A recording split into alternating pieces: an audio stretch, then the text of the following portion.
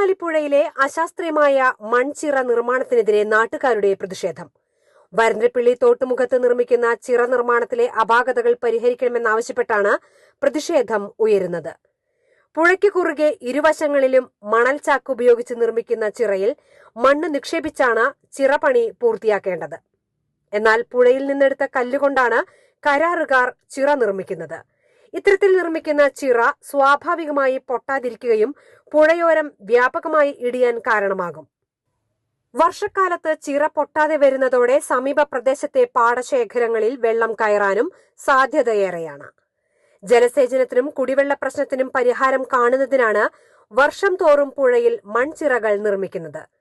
ഓരോ വർഷവും ലക്ഷങ്ങൾ ചെലവഴിച്ചാണ് ചിറകൾ നിർമ്മിക്കുന്നത്.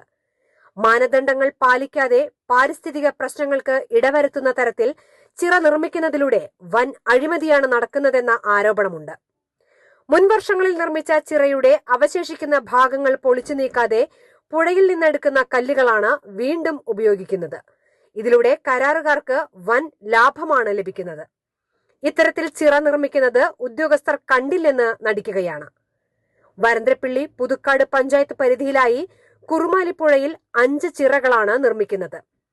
ലക്ഷങ്ങൾ ചിലവഴിച്ച് നിർമ്മിക്കുന്ന താൽക്കാലിക മൺചിറകൾക്ക് പകരം സ്ഥിരം തടയണകൾ നിർമ്മിക്കണമെന്നാണ് നാട്ടുകാരുടെ ആവശ്യം.